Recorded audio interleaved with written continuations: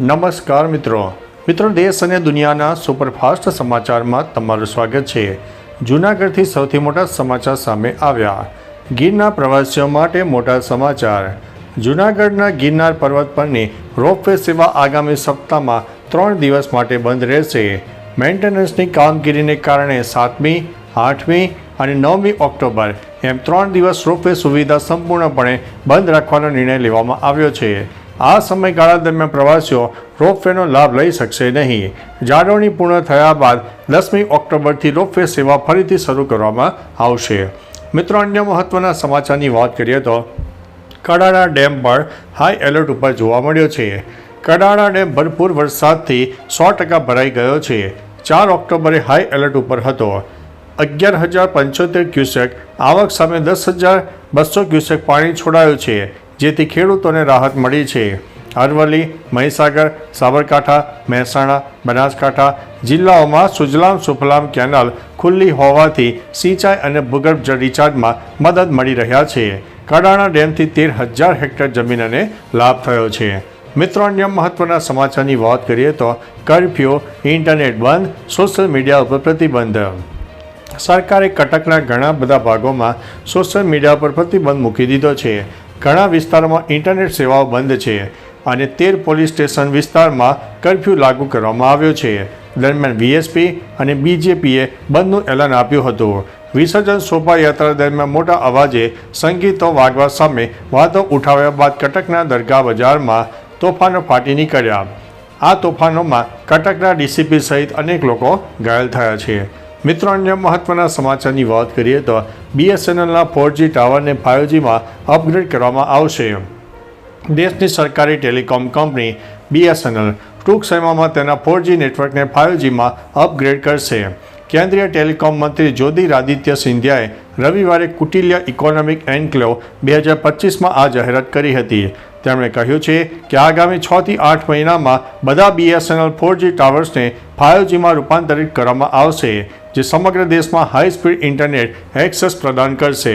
મિત્રો, અન્ય મહત્વના સમાચારની વાત કરીએ તો અમદાવાદમાં મોડી રાત્રે વરસાદ। વાવાઝોડા શક્તિની અસરથી અમદાવાદમાં મોડી રાત્રે વરસાદ પડ્યો। હાલ ચક્રવાત દ્વારા નલિયાથી 770 કિલોમીટર દૂર છે અને 7 ઓક્ટોબરે તે નબળું પડ્યું છે। 8 ઓક્ટોબરે જામનગર, દ્વારકા, પોરબંદર, સુરત, નવસારી અને વલસાડમાં વરસાદની ચેતવણી આપવામાં આવી છે। માછીમારોને દરિયો ન ખેડવાની સૂચના આપવામાં આવી છે। મોડી રાત્રે અચાનક વરસાદ શરૂ થતાં માર્ગો પર ખાસ કરીને દ્વિચક્રી વાહન ચાલકો હાલાકીમાં મુકાયા હતા। મિત્રો, અન્ય મહત્વના સમાચારની વાત કરીએ તો દાર્જિલિંગમાં ભારે વરસાદ અને ભૂસ્ખલનમાં મૃત્યુ આંક વધીને 23 થયો। રવિવારે પશ્ચિમ બંગાળના મિરિક અને દાર્જિલિંગ પહાડીઓમાં અવિરત વરસાદને કારણે થયેલા મોટા ભૂસ્ખલનમાં મૃત્યુ આંક 23 ઉપર પહોંચી ગયો છે। અનેક લોકો ઘાયલ થયા છે। ભૂસ્ખલનના કારણે ઘણા ઘરો ધરાશાયી થયા છે અને રસ્તાઓને નુકસાન થયું છે, જેના કારણે વાહન વ્યવહાર ખોરવાઈ ગયો છે। ઘણા દૂરના ગામોનો સંપર્ક તૂટી ગયો છે અને સેંકડો પ્રવાસીઓ ફસાયા છે।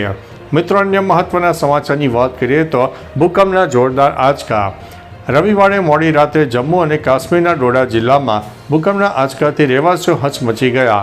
સવારે લગભગ 2:47 જ્યારે લોકો સૂતા હતા ત્યારે ભૂકંપના આંચકા અનુભવાયા, ત્યારે બધા બહાર દોડી આવ્યા। સદનસીબે ભૂકંપની તીવ્રતા ઓછી હતી, જેના કારણે નોંધપાત્ર નુકસાન થયું નહીં। 3.6ની તીવ્રતાના ભૂકંપનું કેન્દ્ર જમીનથી 5 કિલોમીટર નીચે હતું। કેટલાક ઘરોમાં તિરાડો પણ પડી ગઈ છે। મિત્રો, અન્ય મહત્વના સમાચારની વાત કરીએ તો મગરો વચ્ચે 2 બાળકો ઢાઢર નદીમાં તણાયા। વડોદરા જિલ્લાના પાદરા તાલુકાના કોટના ગામે 5 ઓક્ટોબરે દુર્ઘટના બની, જ્યાં કરજણના વીરજયથી કોટના જતા કોઝવે પર બાઇક ઢાઢર અને વિશ્વામિત્રી નદીમાં વહી ગઈ। અચાનક વધેલા પ્રવાહથી 2 બાળકો લાપતા છે, જ્યારે દંપતી હિતેશભાઈ પડિયાર અને વૈશાલીબેનને બચાવી લેવાયા છે, જેમને વડુ હોસ્પિટલમાં દાખલ કરાયા છે। SDRFની ટીમ શોધખોળ કરી રહી છે। હજુ બાળકો મળ્યા નથી। મિત્રો, અન્ય મહત્વના સમાચારની વાત કરીએ તો ગુજરાતના માથેથી મોટો ખતરો ટળ્યો છે। વાવાઝોડું શક્તિ હાલ દ્વારકાથી 960 કિલોમીટર દૂર છે અને 10 કિલોમીટર પ્રતિ કલાકની ઝડપે પશ્ચિમથી દક્ષિણ પશ્ચિમ તરફ આગળ વધી રહ્યું છે। હવામાન વિભાગે માછીમારોને 5 દિવસ દરિયો ન ખેડવાની સૂચના આપી છે। વાવાઝોડાની અસરથી દરિયાકાંઠે ભારે પવન અને વરસાદની સંભાવના છે, 8 અને 9 ઓક્ટોબરે કેટલાક જિલ્લામાં વરસાદ થવાની શક્યતા છે. મિત્રો, અન્ય મહત્વના સમાચારની વાત કરીએ તો એસવીપી હોસ્પિટલના લોન્ડ્રી વિભાગમાં આગ. અમદાવાદના એલિસ બ્રિજ વિસ્તારમાં આવેલી એસવીપી હોસ્પિટલમાં આગ લાગવાની ઘટના બની. પ્રાથમિક માહિતી મુજબ હોસ્પિટલના લોન્ડ્રી વિભાગમાં આગ પ્રજ્વલિત થઈ હતી. ઘટનાની જાણ થતાં તાત્કાલિક ફાયર બ્રિગેડ વાહનો ઘટના સ્થળે પહોંચી ગયા હતા. હોસ્પિટલ સ્ટાફે આસપાસના વિભાગમાં સુરક્ષા પગલાં લઈ લીધા છે અને હાલ કોઈ જાનહાનિના સમાચાર નથી અને તપાસ ચાલુ છે. મિત્રો, અન્ય મહત્વના સમાચારની વાત કરીએ તો કેનાલમાં મેન્ટેનન્સ, 3 દિવસ પાણી કાપ. ભાવનગરમાં કેનાલમાં મેન્ટેનન્સ કામને કારણે ભાવનગરના ઘણા વિસ્તારોમાં પાણી કાપ મૂકવામાં આવ્યો છે.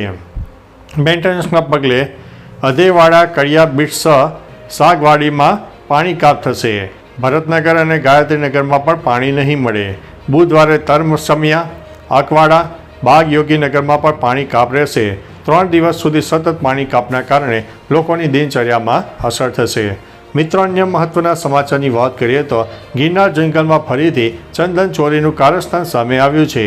ગિરનારના ખોડિયાર રાઉન્ડમાં દાતાર જંગલમાં ચંદન તસ્કરીનો બીજો બનાવ સામે આવ્યો છે. શંકાના પગલે વન વિભાગે એલર્ટ રહીને એક શખ્સને રંગે હાથે ઝડપી લીધો છે, જ્યારે સાથીઓ ભાગી ગયા છે. ઓપરેશન ચંદન હેઠળ વેરાવળ, રાજકોટમાં તપાસ શરૂ થઈ છે. ગિરનારના અમૂલ્ય ચંદન વૃક્ષોની લાખોની કિંમત લક્ષી પરપ્રાંતીય ગેંગો તસ્કરી કરે છે. મિત્રો, અન્ય મહત્વના સમાચારની વાત કરીએ તો પૂર અને ભૂસ્ખલનને કારણે 80 લોકોના થયા છે મોત. નેપાળમાં ભૂસ્ખલન અને પૂરને કારણે 2 દિવસમાં 52 લોકોના મોત થયા છે, જ્યારે ઘણા લોકો ગુમ થયા છે. પૂર્વી નેપાળના ઇલમ જિલ્લામાં સૌથી વધુ 37 લોકોના મોત થયા છે. દરમિયાન રવિવારે રાત્રે ભારે વરસાદને કારણે બંગાળના દાર્જિલિંગમાં પૂર અને ભૂસ્ખલનમાં 28 લોકોના મોત થયા છે. મોટાભાગના મૃતકો મિરિકના હિલ સ્ટેશનમાં હતા. પુલ તૂટી પડવાથી મિરિકનો સિલિગુડી સાથેનો સંપર્ક પણ તૂટી ગયો છે. તો ચાલો મિત્રો, ફરીથી દેશ અને દુનિયાના સુપરફાસ્ટ સમાચાર લઈને મળતા રહીશો. ત્યાં સુધી અમને રજા આપશો. નમસ્તે.